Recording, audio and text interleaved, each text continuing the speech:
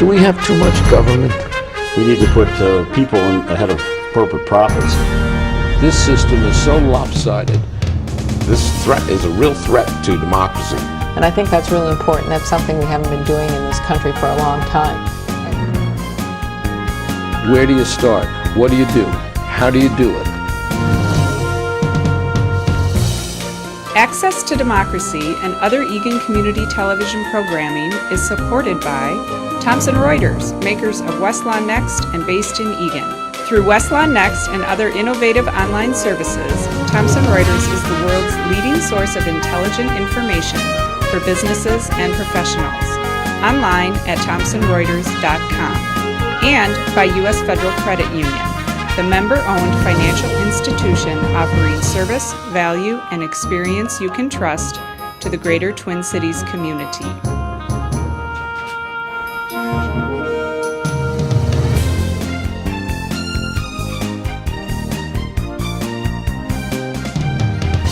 Check that out, Google it when you get home. That'd be great.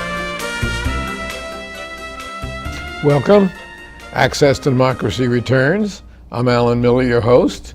Surprise, I didn't get a hello from the control room, so it's always a surprise when we're on.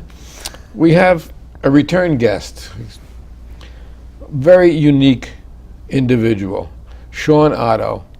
Last time he was here, I think we were talking about the fact that he was an Oscar nominee for The House of Sand and Fog, the movie. He's also won the Minnesota Book Award for the best nonfiction work in the state. He's an ecologist, he's a scientist, and now, as of the 11th of November, he's going to be a novelist. So welcome, Shawn. Thank you. I'm happy to be here. So Shawn has just authored a very unique novel, a very interesting novel. I dub it a literary thriller. I don't know what you call it, but I think that's really the genre that it falls into.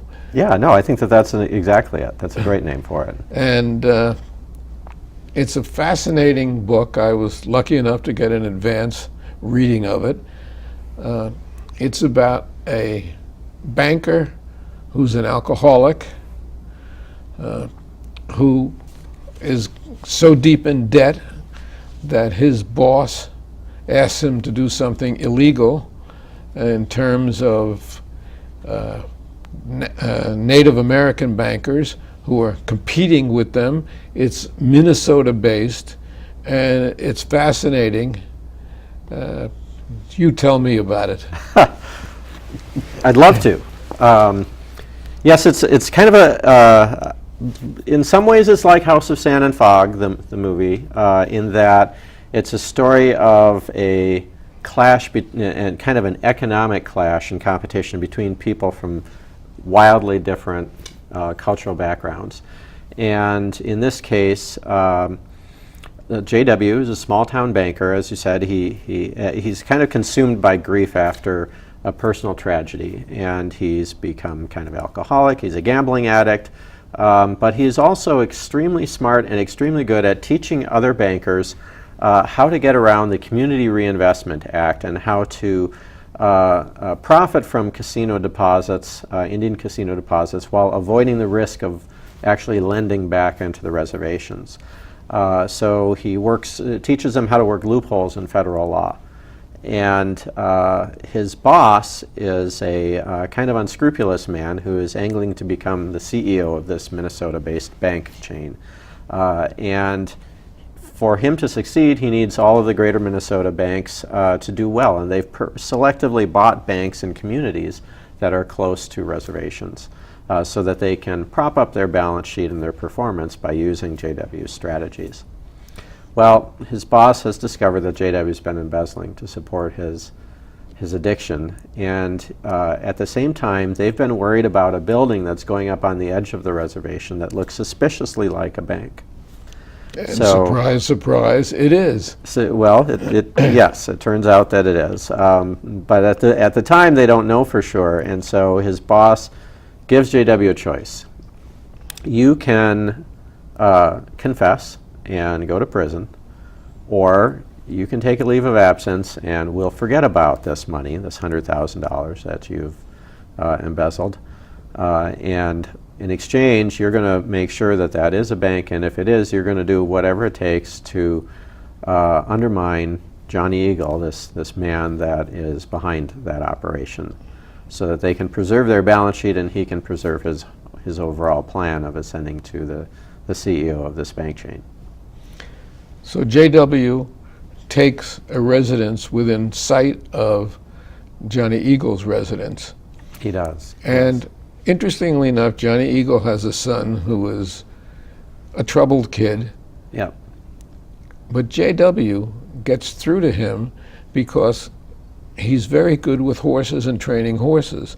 And I don't know if the son was autistic, but it had all the earmarks of autism.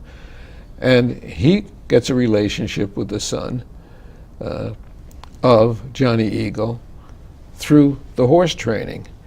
Right. We should mention that JW's wife is going to divorce him now. She's certainly separated from him because of his drinking. Yeah. Well, his family's, he's kind of hanging on to the last threads of his family there, and he was a horse trainer as a young man, and Johnny Eagle has kind of given his son this horse as something to do to keep him out of trouble, because he's really involved in trying to get this bank off the ground. He's got another business that he's running, and he's not a very good father. He's not a very talented father, let's put it that way. He cares a lot, but he's a single father. His wife has passed away. She's not in the picture. So this boy is a boy that really doesn't have a lot of attention from either parent, really. Or direction, really. Or either. direction, Yeah. right. So he's floundering, and JW is able to take advantage of that situation in some ways to work his way closer to Eagle, but he develops kind of a surprising relationship with this kid at the same time. That, Especially having lost his own son only a year earlier, yes, of about similar age. a couple of years, Yeah. several, 3 or 4 years older, but yeah. And this poses some unusual questions for him. As he gets closer, he has to choose between taking the path that he was or taking what turns out to be a far more dangerous path. But we're not going to tell him what he does. No, we're not going to tell him what he does, but to write this book, it's also full of Indian lore in many respects. For instance, the growth and harvesting of wild rice. Right. I had no idea what was involved. Yeah. I would buy a package of wild rice, and I love wild rice. You go into the whole process of the growing and the harvesting and the packaging and the selling of it. Where did you get all this information? Well, it's pretty cool. What I wound up doing, the story originally, let me back up and I'll wind up getting there, but Okay. because the story evolved in such an unusual way. I kind of knew that I wanted to work in this general area, and I'd written a draft actually of a screenplay. And then Rebecca handed me an article. That's my wife, Rebecca Otto, the state auditor, who was just reelected. Recently reelected Yes. state auditor, who So- was actually a guest of ours about a month ago. Yes, she was. So can you imagine what it must have been like putting on the finishing touches on this novel while managing her campaign, because I manage her campaigns too. It felt a bit like trying to paint a watercolor while fighting off a bunch of ninjas. It was pretty intense, but I managed to get it done.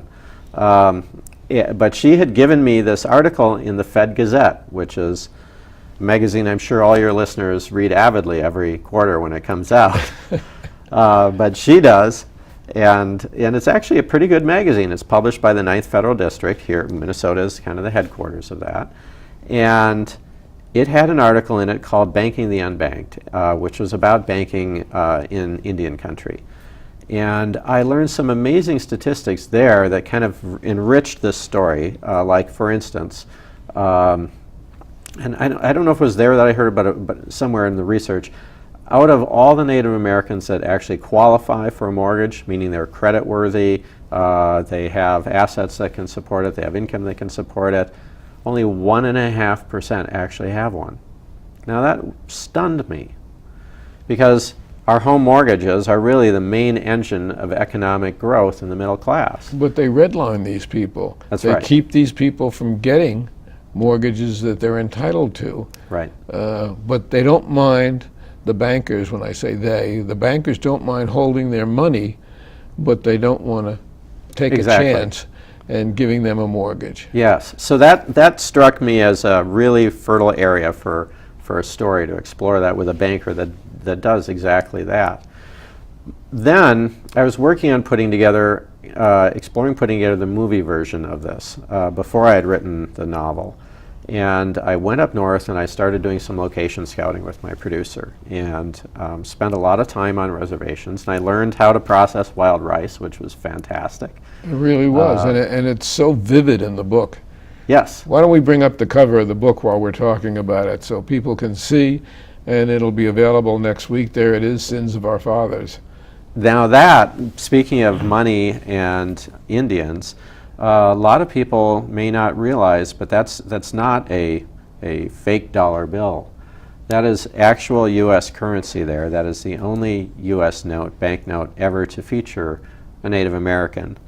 And that is a $5 1899 silver certificate. So it says a lot about kind of the story, and I thought it would be a great thing to just put on the cover because it is a good conversation starter. So anyway, so I'm up there researching, first of all, learning how wild rice happens and how it's processed, how it's harvested, how it's packaged, and the care that goes into that. And the process is pretty amazing. But I also learned some incredible things about kind of the conflicts in law that have arisen out of several U.S. Supreme Court decisions around Native Americans and sovereignty, and some congressional acts that were passed in the 1800s that have created almost a second class of citizenship for Indians that live on reservations. Well, we took their country. We have made treaties with them. We have reneged on the treaties. We owe the people whose country we took, and I've talked about this before on the show with some Native Americans, billions of dollars, Right. and with a B, billions of dollars, and it's incredible. Relegated them to reservations, substandard living, high drug use because there's no employment, and it's really, really a shameful situation. Well, there's some other things about that high drug use, for instance, and it has to do with jurisdictional conflicts that happen because of the question of sovereignty. And the Supreme Court made a series of decisions called the Marshall Trilogy back in the 1800s. I won't go into the details, but essentially what they did is they said, okay, you guys, you're not quite sovereign, but you're not quite citizen either. So, for instance, Native American tribes cannot prosecute white people for crimes that they commit on a reservation. That's pretty stunning That's to pretty me. shocking, is right. Yeah. At the same time, there are some crimes that the federal government has taken over the tribe's sovereign ability to prosecute, and has assigned them, because they're then federal crimes, to U.S. attorneys to prosecute. But over half of these crimes, U.S. attorneys decline to prosecute because reservations are sparsely populated, they're far away from the attorney's offices in big cities, and there's really not a lot of economic or political gain to be made in prosecuting an assault case on a reservation 300 miles away.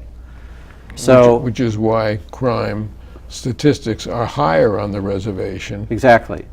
for that reason alone. Well, can you imagine the feeling of injustice? Like when I was up there on one reservation researching, a woman told me her story about how she worked in tribal government, and she'd been raped in her 20s, and the man that raped her still works in tribal government, and she has to deal with him almost every day, and he's never been prosecuted.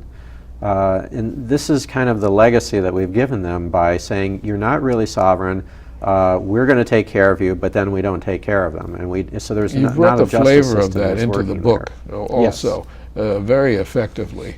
Thank you. And, Well, it's just seemed to me that this is an area that we as Americans really need to talk more about. It's kind of our Achilles heel in a lot of ways, because we need to be providing equal opportunity to everyone. That's what we believe as Americans. So there shouldn't be one group of people that just because of where they live, they don't have the same access to justice or there economic shouldn't be one group of people who were here first, whose country it was, that we came in and settled and took and then said to them, well, you're not quite a full citizen. Right. Because they are the full citizens. The rest of us are the interlopers. Right. The rest of us are the ones who immigrated into this country. Yeah. And it's always bothered me because it's a shameful situation. No different than in World War II when we rounded up all the Japanese on the West Coast and put them in concentration camps. They called them something else, but they were concentration camps. Yes. Another shameful instance that the Supreme Court sustained at that time. Right. And oftentimes these Supreme Court decisions are based on little more than white supremacy. Certainly the case in the Marshall Trilogy, the argument there was that Europeans in their superior genius were entitled essentially to take this land, and that there was nothing natives could really do about it. Well, there's a lot of movement in various Native communities, particularly through the American Congress of the National Congress of the American Indian over the last 30 years. As casinos have begun to generate some economic power, they've been able to begin to lobby Congress to perhaps look at least a giving jurisdiction so that crimes can be, properly prosecuted. We've seen some movement in that direction with the Tribal Law and Order Act in 2010 and the new Violence Against Women Act of 2013, but we need to go a lot further. And there's a lot of jealousy now in white casino owners and people who want to encroach even further into, pretty much we had just casinos on Indian property. Now people want to put casinos up every place because they see that the Indians are doing very well with these casinos. And why should they do very well? We took everything else from them, let's take that too. Yes, right. And that's, unfortunately, Congress does have plenary power, according to Supreme Court decisions, which is essentially the power to do whatever the heck they want to, which, without any further justification. I think that's wrong. I don't think that that's the kind of America that I learned that our values stood for, and I think that it's worth talking about it further. So how long have you been working on the novel?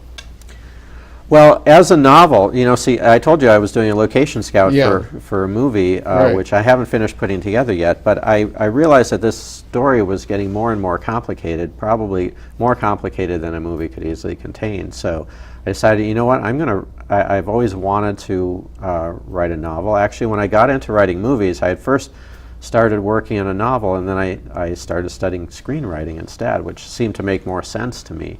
And I've done a fair number of adaptations and work in Hollywood now, so I've kind of learned how novels are structured. So you've worked for several studios. Yes. Right. Yep. So I decided I needed to try this as a novel, and it's been about a year and a half. One Academy Award nomination for an outstanding movie, The House of Sand and Fog, which if you haven't seen it, you should. Yes. Thank you. And I use it in teaching screenwriting. Oh, good. Thank you. Well, like this, that's a story about, which I think is actually a very important story, about people from, as I said, different cultural backgrounds that battle over economics, because race and economics almost always are intertwined. Sometimes it's intertwined with things like national security, as you've mentioned in the past, but almost often these racial parts of our American story play out in terms of economics. So that's where I like to go. I'm the son of an immigrant. I grew up with foreign students in the household, and my mom sent me to school wearing lederhosen and a coonskin cap. So I kind of knew what that felt like to be a little bit on the outside wanting in. So I'm attracted to these kinds of stories. And it's a really interesting, in-depth story, but it's a page-turner. Yeah. It is not a John Sanford novel. We don't get somebody killed on every other page. It's a novel that will intrigue you and get you deeply involved in it. And I know when I got it, I had to finish it. I couldn't put it down. It's not one of those that you can go back to, because you really get involved in these personalities, and you've brought it out so beautifully in the book. Thank you. I'm starting to hear that from people, that they spent the whole night reading it. Yeah, and it's unusual to me, at least, who just completed what I think is a novel. Oh, congratulations. And, thank you, but I'm already thinking about the rewrite. I should be interviewing you. It's a long trek, something I started 10 years ago as a screenplay and turned into a Similar novel, path. but involving the Supreme Court. But Wow. albeit yours is coming out, and you got a publisher. I've got a lot of rejection letters so far, so that's the difference. And let's bring up the video once again, if we can, from the control room, so that people will know. There's no sense telling people about the opening on the 11th, because by the time our show goes public, it'll be past the 11th, but you'll be able to get this book just about any place. Yep, at your local independent bookseller, which a lot of writers like to help promote, because they sometimes have us in to talk, and we like to support those independent businesses. But you can also get it on Amazon, Barnes & Noble, iTunes, all of those places. And it'll be there by the time you see this interview. Yes, and audiobook. A lot of people like to, listen on their way to work instead of reading, or they do it in addition to reading. You can kind of sneak in that extra book on the side while you're driving. So you can What get about it. ebooks? Get it on audiobook. Have you thought about ebooks? Yes, you can get it. It'll be available as an ebook also. Yep. I actually like, if I really want to kind of savor a book, I'll buy it in paper form, in hardback usually. I do too, but I'm from the old school. Well, there's where something I about like to that have tactile feeling. Having that book in my Yeah, hand. it's a real thing. I like that too. But I do a fair amount of reading on my iPad at night now, because I like to read in bed, and Rebecca likes to go to sleep, and she gets mad if I have the light on. So the iPad is actually, it's a little TMI here, but the iPad is kind of great because it's backlit, and I can kind of have it pretty dim, and it doesn't disturb her. So that's my nighttime reading. And as I said, the depth of your research here is really astounding in terms of making it understandable. The redlining, the bankers, and I won't give away the ending either. Thank you. So we can sell some books. That's right. But well, the research, to me anyway, coming from the background that I come from, doing a lot with science, and also with writing about science and writing about politics, that research component is really important, I think. And it actually, the more when you research something like this, I found anyway that it gives you all kinds of really surprising, unexpected angles for a story that you might not have even thought about, that just enrich it and make it better. So that's what led me into writing the novel anyway, is the research that I was doing for the movie. And actually, it is too big for a movie, but it will be a movie. Mm-hmm. Yes. I have no doubt that this will be a movie, and it'll be a really fascinating movie. Oh, yes. And I can almost cast it in my head. But who do you think of for JW? For JW? Yeah. Oh, hadn't thought about JW. I was thinking more about the Indians. Oh, okay. And but JW, we need a pretty washed out, middle-aged banker. Yeah. So who have we got out there? Some actor in his 40s. That, Yeah. yeah. Well, there's a lot of really good choices, some amazing actors in that age range right now. And I've been talking to Chaske Spencer, potentially, about playing the role of Johnny Eagle. Chaske, people recognize him from the Twilight series, Yeah. maybe. He's the head of the werewolves. For some reason, all the werewolves are Native American. It's a little bit of Hollywood racism going on there, I think. But we're used to that from Hollywood Yeah, anyway. right.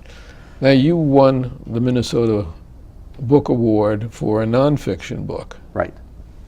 Yeah, that was called Fool Me Twice, Fighting the Assault on Science in America.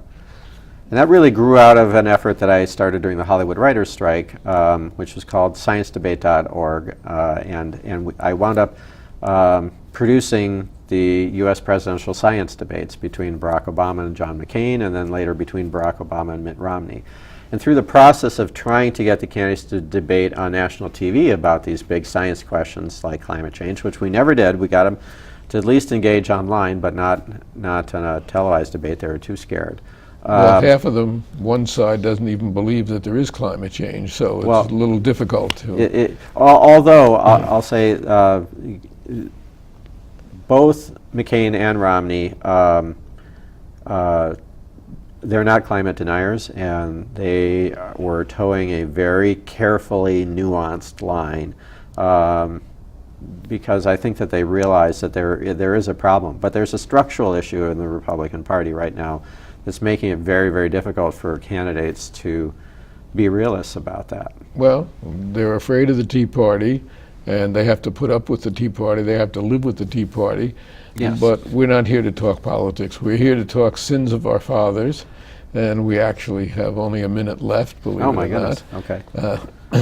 So let's promote the book and a little bit more about the book, its availability. As I said, it's available anywhere, and it makes a fantastic Christmas present because it is a page turner, but it's also a thinking person's page turner. It's got a lot of literary merit, I hope. I hope that readers will feel that way about it. From reading this book. You will learn, as I did.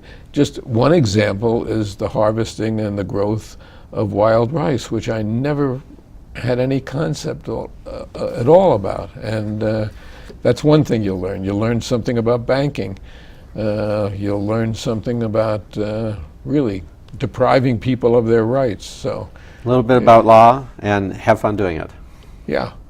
You have a law degree as well, do you not? No, I don't. Oh, I thought you did. I don't. That's interesting.